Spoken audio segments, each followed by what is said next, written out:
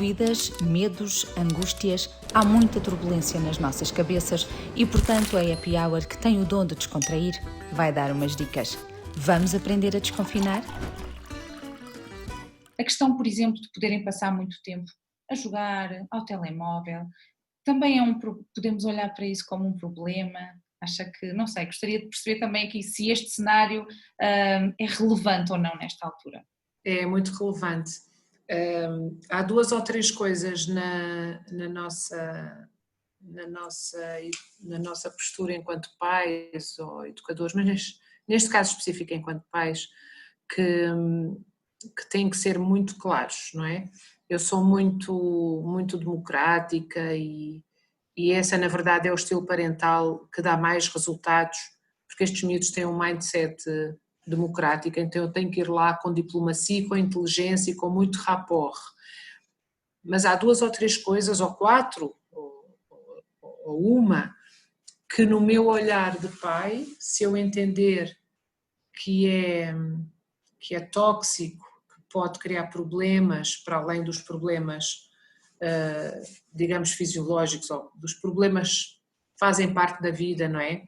Há determinados comportamentos de risco e há determinadas situações que eu sei conscientemente que vão prejudicar a saúde do meu filho, ou a saúde física, ou a saúde psicológica ou emocional, que é a mesma coisa, ou mental, que é exatamente a mesma coisa. Nesses momentos, e são momentos em que ser pai custa e que não recebemos um obrigado imediato do outro lado. E às vezes podemos nunca receber um obrigado, não é? Isso é que é a liderança é não fazer só as coisas que... Então há momentos aqui que têm que ser muito claros, para mim enquanto pai, não é? Enquanto pai, enquanto mãe, e que também tem que ser muito claro para o miúdo, neste caso para o adolescente, sobre o uso exagerado das redes sociais e do telemóvel e WhatsApps e tudo isso do digital. Vamos a ver, aqui vamos falar de ciência e vamos falar daquilo que está provado e nem sequer tem a ver com opiniões pessoais. É altamente prejudicial, já está provado, já foram feitos centenas e centenas de estudos sobre de que forma é que o uso excessivo dos ecrãs e dos conteúdos, porque são duas coisas diferentes, os ecrãs e os conteúdos, afetam o desenvolvimento normal cerebral de um adolescente, porque é preciso que nós todos tenhamos essa consciência e esse conhecimento da ciência, que o cérebro do adolescente só termina, as suas estruturas cognitivas só se maturam, só ficam completas por volta dos 25 anos. Então, estar a prejudicar o cérebro nesta idade é algo que fica para a vida. É preciso que nós tenhamos essa noção. E se os miúdos são tão digitais e gostam tanto de ir à net, o que eu digo às vezes aos pais é: procurem na net, no YouTube, há imensos gráficos, imensas coisas muito visuais, muito gráficas sobre o impacto de determinados comportamentos na saúde cerebral de um adolescente. E ele precisa de ver. Então isto é para lhe responder que há momentos em que eu vou ter mesmo, é aquilo que eu chamo o amor duro, não é? Amor duro. Vai ter que ser. E num dos livros que eu tenho anteriores, que é o que se passa na cabeça do meu adolescente, em que eu estudo só o comportamento adolescente, o cérebro do adolescente, tudo que tem a ver com o adolescente, e também recebo adolescentes em contexto de clínica. Eles sabem que ficam até às 2, 3 da manhã, se for preciso, a trocar mensagens uns com os outros, não é? E os pais não embarquem nessa de o telemóvel fica a carregar. Isso não existe. Até eu passei por isso, não é? Há uns anos atrás. O telemóvel fica a carregar. Então, quer dizer, se o miúdo não tem as horas que precisa de dormir, se o miúdo está ansioso com o bip, não é o bip, o sinal de notificação de mensagens, a própria Organização Mundial de Saúde já definiu síndromes relacionados diretamente com o uso do telemóvel, não é? A síndrome da vibração fantasma, que é quando parece que vibrou, parece que chegou alguma... Eu já tenho essas alucinações auditivas, então é bom pôr um travão aí. Portanto, vai haver momentos em que eles vão trepar pelas paredes, mas que vai ter que ser negociado de uma maneira muito... Porque é assim, está feito para nos viciar, não é? E nós somos adultos e também somos muitas vezes heavy users, não é? Daquilo que é digital, e sabemos quão fácil é eu entrar numa hipnose e achar que estou no Insta há 5 minutos e estou há meia hora, não é?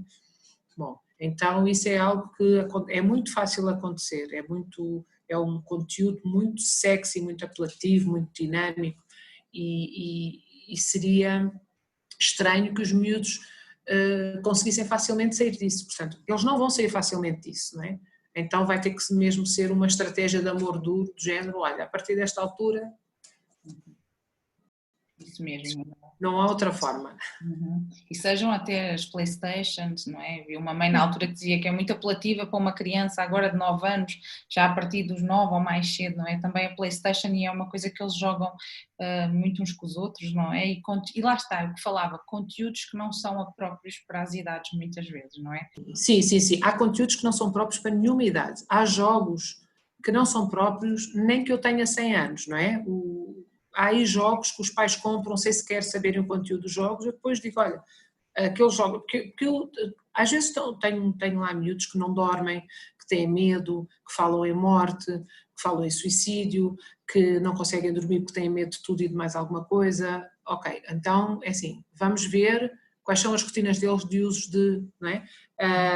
A American Academy of Pediatrics, que é, digamos, a maior instituição mais respeitada no mundo relacionada com a saúde da primeira infância e da adolescência, diz que até aos 2 anos, 0 ecrãs. 0 ecrãs é 0 ecrãs, até aos 2 anos. Depois, entre os 2 e o início do primeiro ciclo, no máximo meia hora por dia. E durante o primeiro ciclo, 1 hora por dia. Essa 1 hora inclui televisão, tablet, telemóvel, tudo o que seja ecrãs. Sobre o uso dos telemóveis no final do dia em crianças muito pequenas, isso vai implicar gravemente com a higiene de sono. Tudo o que é ecrã. E possivelmente com esta pandemia acabou isto por haver aqui um uso ainda maior de tudo isto, digo eu, não é? Sim, sim. Mais tempo de ecrã e mais conteúdos que nos levam para o medo, para aquela, não é? Para a emoção do medo, para a emoção do medo exagerado, ou seja, o tal medo que não nos serve para proteger, mas serve sim para nos criar ansiedade, não é? Nós todos devemos lembrar, Célia, só para pontuar, porque é importante, da próxima vez que acontecer algo, que nós todos nos lembramos da quantidade de fake news que nós ouvimos no início da pandemia, não é? E, portanto, isso chegou aos miúdos, isso passou pelos miúdos. Eu tenho pais que receberam algumas notícias pelos filhos, não é? Então, isso é algo muito, muito sério, não é? Claro. E o que eu ia dizer era um bocadinho, se realmente, porque possivelmente também houve muito, utilizaram isto um bocadinho como escape nesta pandemia e tem que ser, e precisamos aqui, os próprios pais, não é? Precisamos aqui de respirar um bocadinho fundo, deixa-os lá, não tem mais nada para fazer.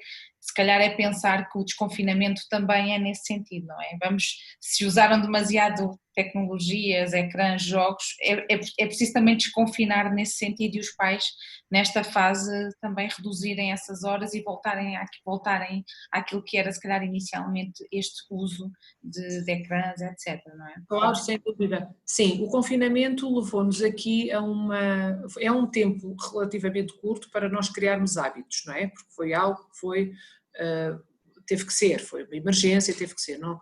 Mas é muito fácil nestas alturas, porque o nosso registro emocional também é de medo, de ansiedade, e portanto nós não estamos propriamente num registro emocional descontraído, não é? Como a maior parte da nossa vida, que nós adquiramos rapidamente hábitos que sejam muletas dos nossos estados emocionais. Então, a partir de agora, olha, é uma excelente oportunidade para nós criarmos novas rotinas, não é?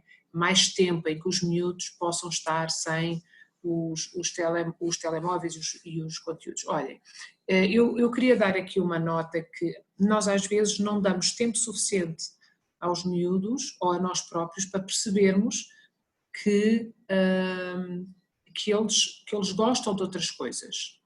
Eles usam muito o smartphone porque está à mão de semear, não é? E há uma dificuldade dos pais em criarem momentos de tédio, de aborrecimento com as crianças, porque nós vivemos numa sociedade muito rápida, em que se estivermos parados temos a sensação, há adultos que não sabem estar parados, ou acham que não sabem estar parados porque nós vivemos numa sociedade que aquele processo aditivo, nós temos que estar sempre a fazer coisas. Eu lembro que o precursor da criatividade é um sentimento chamado tédio, aborrecimento, frustração. Esse é o precursor da criatividade. E quando nós colocamos miúdos, porque eu trabalho com miúdos em contextos muito específicos, de treino de emoções, em que eles passam um dia inteiro num determinado registro emocional, e portanto eu não só falo porque a ciência garante que o adolescente tem recursos e é muito mais inteligente às vezes e mais forte e resiliente do que nós possamos pensar, como também eu trabalho com eles no terreno. E quando nós colocamos os miúdos sem telefones, sem estas muletas, mas em alternativa damos outras coisas para eles fazer ou permitimos que eles descubram sozinhos outras coisas para eles fazer, acontece uma coisa que parece magia, não é?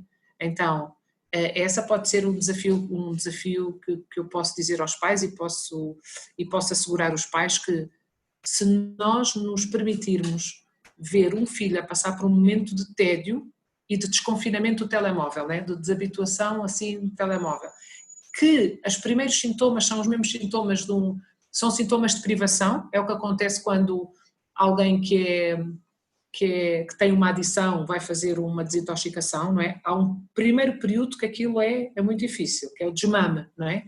E se nós deixarmos passar essa fase, não é?